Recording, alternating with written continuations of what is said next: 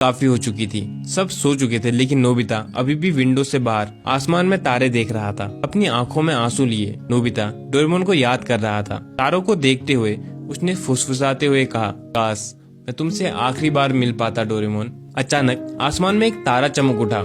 Nobita को ऐसा लगा जैसे आसमान उसके सवालों का जवाब दे रहा हो। उस टूटते हुए चमकते तारे को देख के नोबिता ने विश मांगी कि डोरेमोन, मैं तुमको आखिरी बार मिलना चाहता हूँ, भले ही सिर्फ एक पल के लिए। वो टूटा हुआ चमकता तारा नोबिता की घर की ओर तेजी से बढ़ता है और उसकी खिड़की से अंदर घुस जाता है।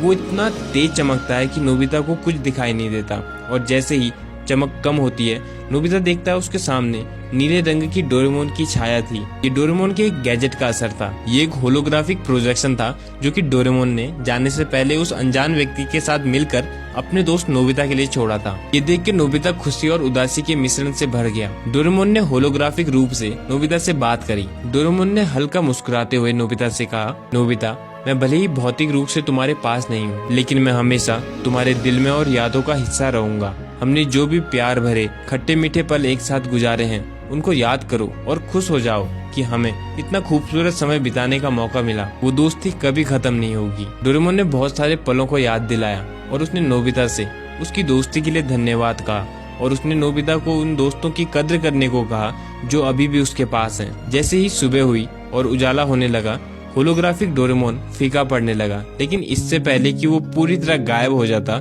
डोरेमोन ने नोबिता को एक अंतिम संदेश देते हुए कहा, नोबिता, बहुत लंबे समय तक दुखी मत होना। इस दुख में अपने भविष्य को खराब मत करना। तुम्हारे अंदर बेहतर भविष्य बनाने की शक्ति है।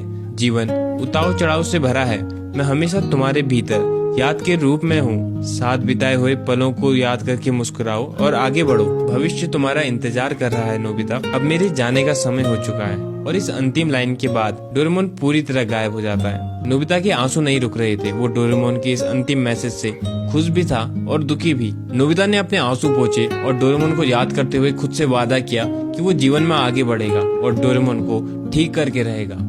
इसके बाद से नोबिता मेहनत करने लगा। उसने अपनी बुरी आदतों को छोड़ा, अपने आलस को छोड़ा, या कहीं ये सारी आदतें खुद से छूट गई थी, क्योंकि उसका पर्पस इन सब चीजों से बड़ा था। अब वो सोने में या फालतू कामों में समय बर्बाद नहीं करता था। उसके जीवन का एक मकसद था जिसके लिए वो सब कुछ करने के लिए तैयार था। वो दिन रात जितना हो सके पढ़ाई करता था। अब तो वो खाली समय में कॉमिक्स पढ़ने की कोशिश भी करता तो भी नहीं पढ़ पाता था, क्योंकि अब उसको ये सब पढ़ने का मन ही नहीं करता था। उसका प्यारा दोस्त खराब पढ़ा हो और वो कॉमिक्स को पढ़ने में अपना समय बर्बाद नहीं कर सकता था। धीरे धीरे नोबिता की शेल्फ अच्छी किताबों से भर चुकी थी। शिजुका और बाकी सब नोबिता को देख के चौंक गए थे, क्योंकि अब वो काफी समझदार होने लगा था। धीरे धीरे उसके मार्क्स अच्छे आने लग गए थे। नोबिता खुश रहता था, सबसे अच्छे से बात करता था, प्यार से रहता था, लेकिन फालतू और बेकार की चीजों में समय बर्बाद नहीं करता था। नोबिता ने अपने आगे की पढ़ाई के लिए रोबोटिक इंजीनियरिंग की ब्रांच को सिलेक्ट किया। जब वो यूनिवर्सिटी में पहुंचा तो उसने वहां टॉप कर दिया था। उसने सबसे होशियार बच्चे डेकिसुगी को भी पिछाड़ दिया था। इसके बावजूद उसको ज्यादा मार्क्स लाने का कोई भी घमंड नहीं था, ना ही उसको डेकिसुगी से मतलब था।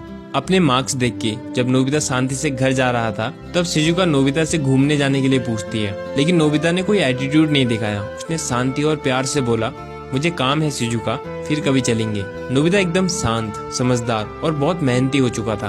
वो सिर्फ नॉलेज के लिए पढ़ाई करता था।